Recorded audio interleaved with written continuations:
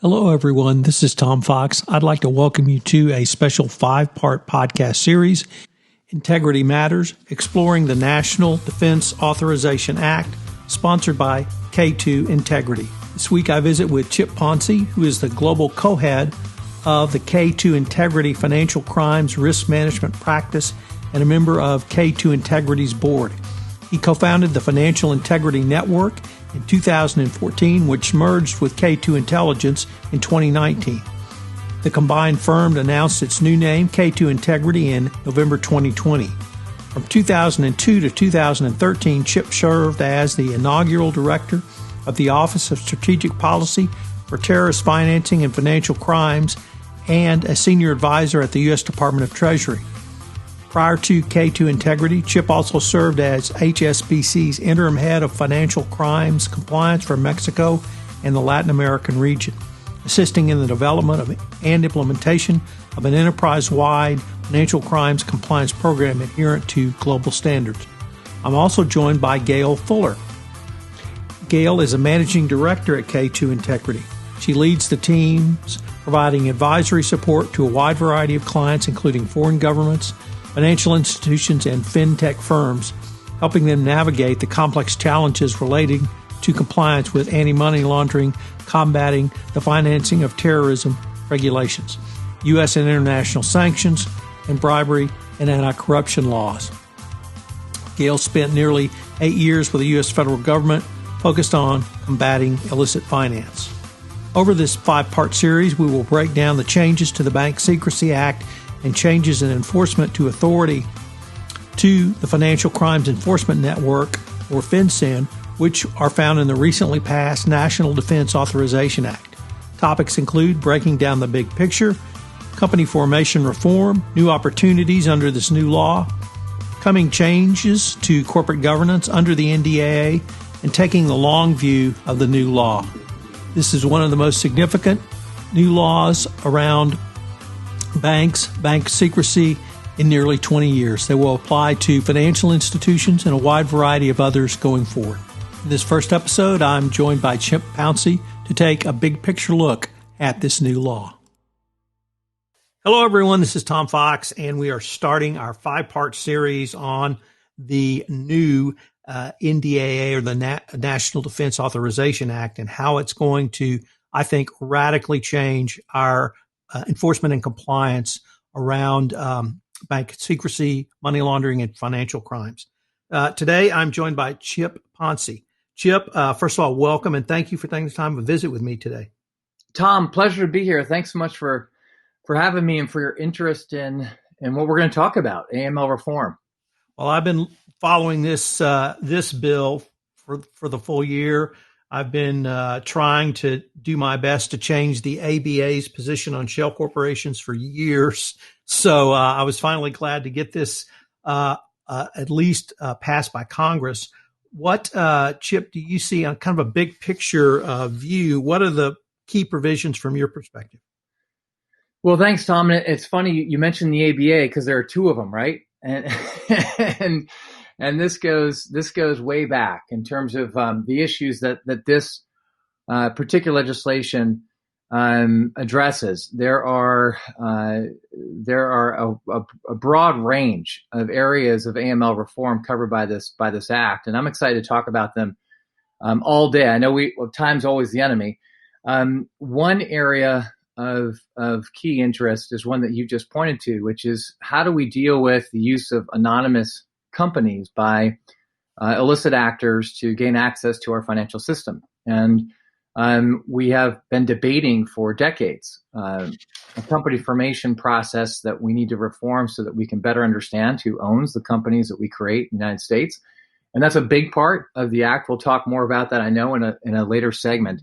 But there are other areas of real interest here that really get to the heart of what our AML regime does and what it's become. And to understand that, you have to take a step back, I think, and look at the evolution of AML over the past 20 years.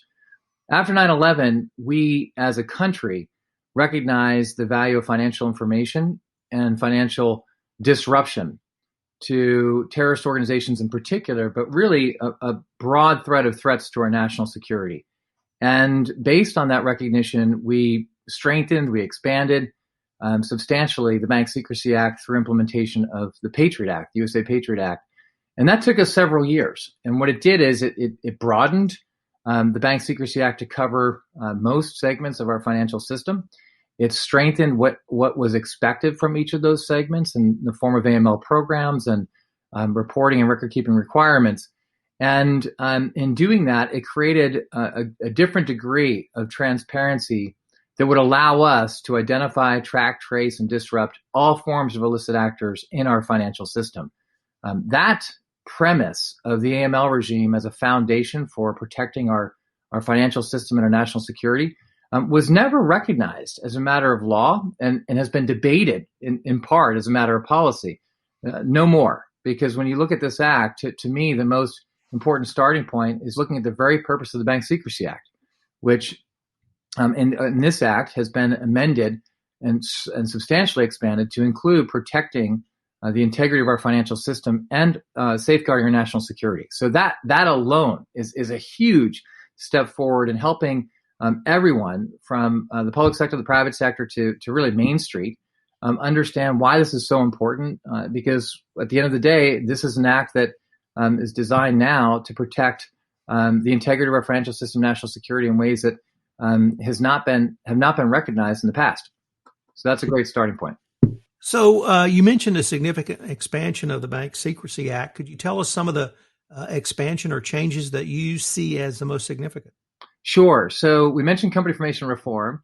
To me, what might be most important is the requirement for additional information reporting and information sharing that would inform implementation of a risk-based approach. This has been at the heart of debate around implementation challenges to the Bank Secrecy Act now for the past 20 years. The U.S. System of governance with respect to the Bank Secrecy Act, as in most areas of governance in the financial system, relies on a risk-based approach in which financial institutions really are responsible for understanding and managing risks associated with money laundering and illicit finance on a continuous basis. And they are judged in terms of the effectiveness of those meeting those requirements by examiners, regulators, and law enforcement on a continual basis.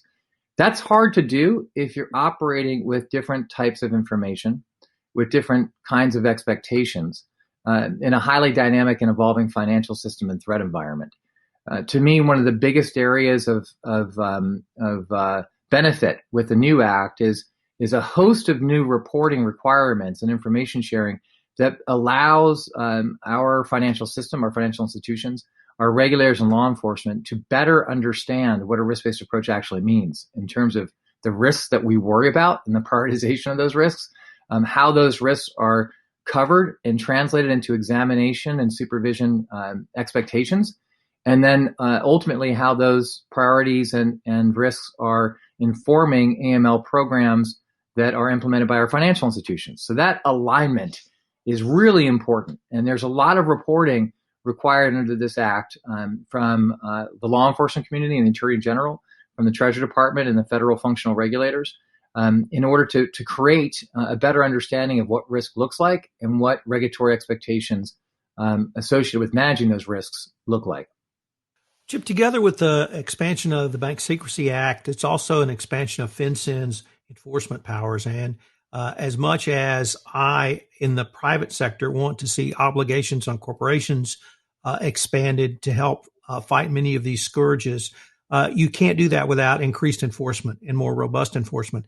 And what powers do you see FinCEN not only needed, but got in this new NDAA?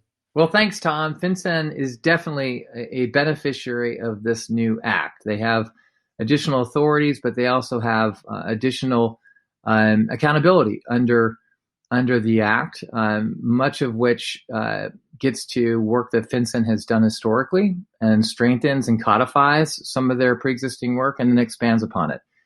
There are different areas that we could point to. I think just looking at the statute itself, FinCEN Exchange is an initiative that FinCEN has launched to try to provoke greater public-private sector information sharing around risk and around controls to manage those risks, including through the use of new technologies. That is now codified in the act and requires reporting to Congress about the work done in the context of that initiative.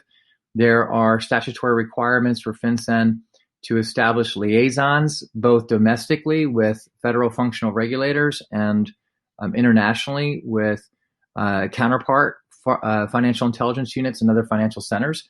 That is work that I know FinCEN has done historically to strengthen relationships domestically and abroad. But again, codifying that and requiring resourcing and reporting around that will strengthen those efforts from FinCEN. There are efforts to codify some of the threat reporting that FinCEN has done historically, and that includes the SAR activity review reports that are now required on at least a semi-annual basis from FinCEN, and then a series of reviews of the utility of Bank Secrecy Act data that will help FinCEN rationalize what reporting requirements it is focused on and help the industry understand which information is most valuable to protecting our financial system, safeguarding our national security, and assisting law enforcement. So these are just areas, just at a wave, that are covered in the new legislation, other provisions as well. Chip, one of the reasons I'm so excited about this law is I work typically in anti-corruption compliance. And I see the obligations and the responsibilities enacted under this law as hugely important and even applicable to different types of compliance. So trade sanction compliance, export control compliance, anti-corruption compliance, import compliance. And what I see is, and shell companies are the one that I have to worry about the most. So that's foremost on my mind. But it seems to me there are you've talked about risk management and utilization of risk management techniques to help more finely tune your compliance program. What are some of the things that financial institutions and even private companies or public companies could do now to prepare for the enactment of this law? Thanks, Tom. And as crazy as it sounds, we talked about the risk-based approach and how our system of governance of the Bank Secrecy Act is really grounded in a risk-based approach, and yet we haven't specifically required our financial institutions to conduct risk assessments as a matter of law. It has been an expectation of regulators for several years, and as regulatory guidance has said for several years, if a financial institution does not do a risk assessment, the regulators will do one for you, and you're probably going to wish that you had done it yourself. That said, it is now going to be a requirement to conduct these risk assessments on an institutional basis. That's not news for financial institutions, but in moving forward, as those risk assessments are conducted, there will be more external information to help inform and align what risks financial institutions should be looking for based on expectations from law enforcement and the national security community. What's important for institutions to understand is that external data is an important component of conducting a risk assessment, but what makes your risk assessment yours is that it needs to also be informed by what you do for a living as an institution. So what kinds of customers, products, services, and markets you have in your business. And that exposes in many ways some of the challenges that this act or any act can't really address, and is part of the benefit and also the challenge of a risk-based approach. At the end of the day, the financial institutions in a privatized financial system like ours, really, they have to own this risk. And they need help, for sure, in understanding what law enforcement and others are seeing as the primary threats. But they need to connect dots as to how those threats may be manifest in the businesses that they run. And that just requires a lot of connective tissue. So I think as a financial institution, you will have more external information now to consider around what law enforcement and regulators are seeing as priority threats and vulnerabilities. And that will give you a little bit of a better compass in how to assess the internal data that you have about your business and how that internal data may represent vulnerabilities or risks associated with what law enforcement and regulators are looking at. So I think that additional information externally is going to help align expectations and help financial institutions conduct the risk assessments that then have a knock-on effect as to their programs to manage the risks that those assessments uncover. Chip, unfortunately, we're near the end of our time for this episode, but I was wondering if our listeners wanted any more information on any of the topics we've covered today, where can they go? Oh, fantastic. Thanks, Tom. There's never enough time to talk about these issues, but the good news is we've got a lot of resources available for those that are interested. Our website, www.k2integrity.com, is a great place to go to start. You'll see on that website an invitation, among other things, to join Dolphin, our dedicated online financial integrity network, which is a platform that we have created to house a growing expanse of resources, training materials, and relationships that you can build as a participant to better understand and manage risks associated with combating illicit finance. So I would start at K2 Integrity, work your way to Dolphin, and from there you will have endless hours of reading and entertainment. Chip, thanks so much for taking the time to visit with me today. I greatly look forward to continuing the conversation. Tom, thanks so much for having me. Hello, everyone. This is Tom Fox. I'd like to thank you for listening to this episode of Integrity Matters, exploring the National Defense Authorization Act. I hope you'll join us again tomorrow for another episode.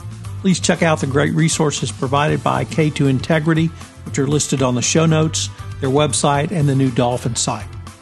This special 5-part podcast series is a production of the Compliance Podcast Network, sponsored by K2 Integrity.